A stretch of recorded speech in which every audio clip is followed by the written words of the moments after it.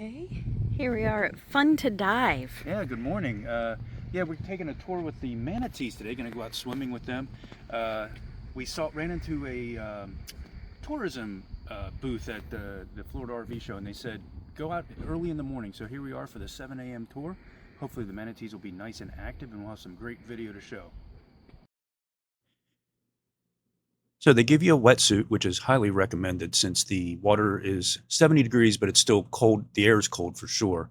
Um, and a floaty pool noodle that you can use for buoyancy. Here we are heading out to the boat. The captain is a very highly skilled captain, Coast Guard certified, and our guide, she is a certified scuba diver, and they are experts in finding manatees. Yeah. So we were able to get on the boat, and Colin and I brought our own snorkel gear. You'll see that in just a minute. But as we walk on, everybody, you're allowed to carry on whatever you want. Here I am with the full face snorkel gear, and Colin will be putting his on. If you don't have your own, they'll actually provide it for you, but it's not a full mask one. It's one where you have to put it in your mouth. And if you do have your own snorkel gear, no fins. The only person that can wear flippers, I should say, is the guide herself. They don't want you accidentally kicking the manatees. These masks, I tell you what, we wore them in Hawaii. That's where we bought them before our Hawaii trip with the Mm-hmm. kids. Remember that? Yep. And we had them in Hawaii. We all loved them so much that I think I got them on Amazon, and I want to say for both the flippers and for the mask, I think it was like $60. Yeah, we'll put the link in the description Yeah. below. And here we are heading out into the bay. Now, the reason the manatees are up here is the Gulf gets cold, and there's these natural hot springs that fill these bays, and this is actually the Crystal River that leads out into the Gulf. And the manatees will come up into the warm waters. Unfortunately, there's no food for them up here. All the food's out in the Gulf, so they come up here to stay warm. And as the captain told us, they're just not eating. So when it gets warm, like today, this day was a warmer day, they're going to head out to the Gulf and eat as much as they can and get back up to the warm water before the cold snap hits again. Didn't they say something like they can go a month without eating? Yeah, in the really cold times, they'll be up here for a month and they won't eat for a month, but they can slow their metabolism way down and just don't burn any calories and as they rest. Yeah. And that's our guide, and she's looking for manatees for us. She got in the water and was actually finding them and taking pictures and seeing if they would be agreeable for us to swim with. Unfortunately, this mama and calf were not, but this was our very first sighting ever of a manatee. She told us there was a male chasing her, and we found out that while manatee mamas are caring for their calf, which is about 2 years, they won't mate again until their calf is gone. So this male's trying to mate with her and chasing her, and she's not interested. So, and they swim up to 5 miles an hour, so we wouldn't have been able to keep up with her in the water.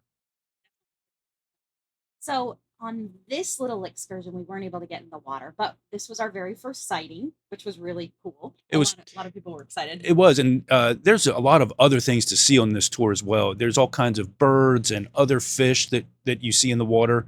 I've heard tales. Sometimes a dolphin will come up in the water. Can you just think about owning one of these houses and this is in your backyard? Yeah, every day you would.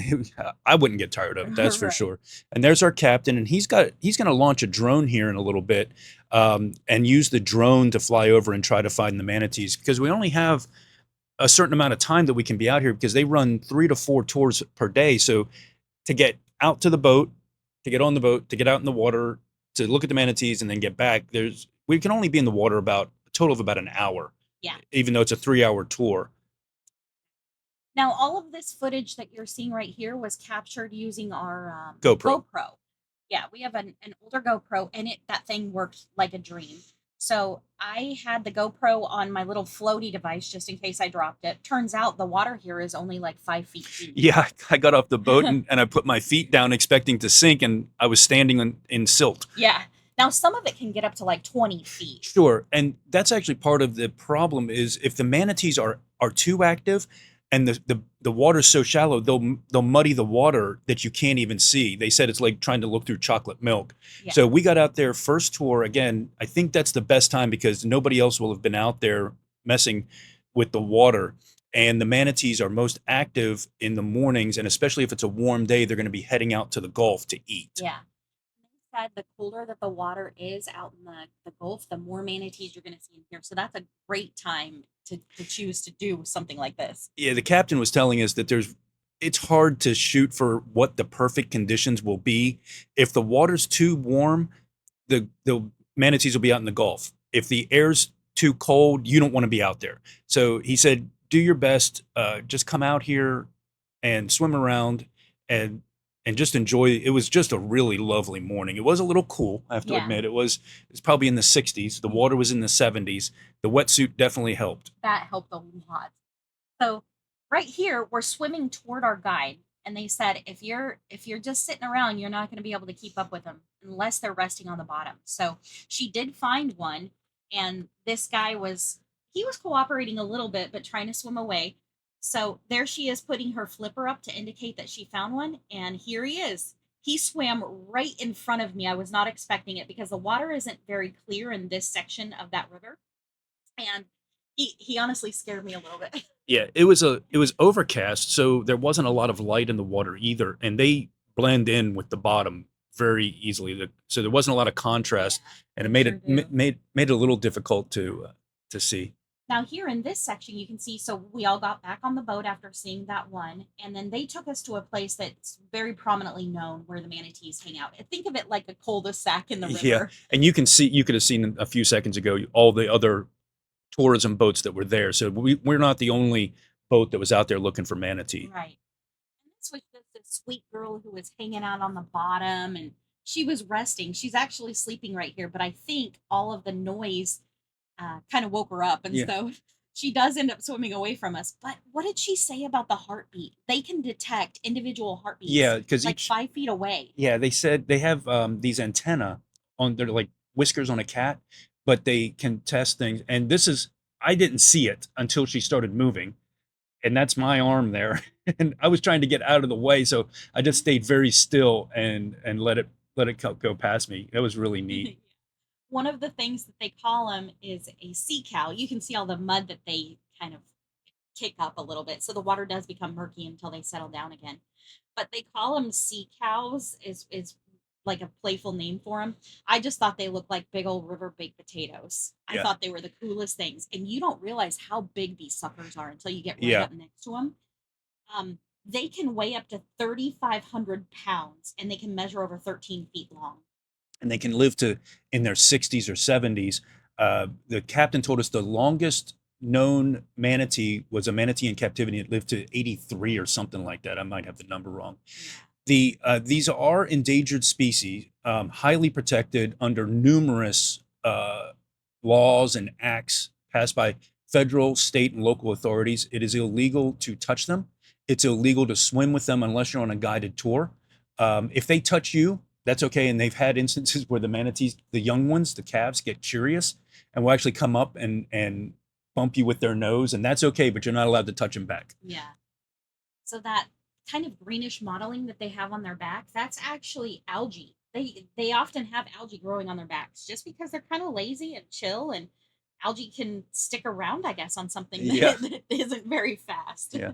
And you're seeing some of the other fish that we saw while we were swimming around for manatee. So it's not just a manatee tour. Like there's, I'm pointing one out. I don't know what that is, but it was just neat that it was just neat being out in the water like this, Yeah. especially what was this in January? Yeah. And we're swimming in the water. It was warm enough to do that. Yeah.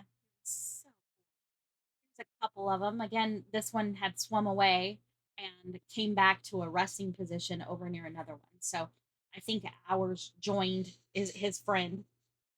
There are nearly 9,800 manatees in Florida. So certain times, like we said in January, if you come during the really, really cold winter months where it's kind of miserable for us to be out of the water is still warm. Yeah. And that you can see hundreds. They said there's a pro and con to that time because yes, you get to see a lot of manatees, but it's the water gets so muddy because Yeah. they're moving around, and sometimes you just can't really see them as clearly as you can in this video. Yeah, and they stay underwater for up to 30 minutes when they're resting. So what you'll see them is they'll move here, they'll come to the surface, grab a breath, and go back down and just hang out. And they try not to use very much energy during this time of year because they don't have a large food source because they don't there's nothing for them to eat here in the up in the river. Here's a fun fact, Colin. Manatees are actually cousins to elephants. Huh. I would have And thought like walrus or something, yeah, but no, elephants. That's interesting. exactly. And another fun fact is while they're slow moving, they can actually swim up to 20 miles per hour in short bursts, Mm. as well as do somersaults and swim upside down. You'll see the babies play and stuff. But I thought this one was so cute. Did you see Oh how yeah, he's sleeping and his little fins are kind of just he's got his draped? head buried in the silt at the bottom. Yeah. The tide, again, you're not supposed to touch them, but the tide will push you. So you have to be really careful. Another reason why they don't let you wear fins. So the tide actually pushed me over this one, and I had to be really careful to swim around it. I felt really bad for going over the top of it, Yeah. but I didn't touch him. Yeah, the current's not very strong, and you don't have to Yeah. be a strong swimmer. Basically, the captain's safety briefing was if he tells us to get off the boat, we jump off the boat and walk to shore because it's so shallow. So don't be concerned if you're not a strong swimmer. You're just dog paddling around and floating. In this section, they actually found another couple of manatees, and it was a mama and a calf, and she was over here underneath this boat ramp. So they're just down there chilling out. I would say overall, this was a fantastic trip. I would Yep. highly Yep. recommend. Yep. Highly Um, recommend. And we'll put the link to them below. So please like and subscribe if you want, and we'll bring you along as we continue to shift Shift your our routine. routine.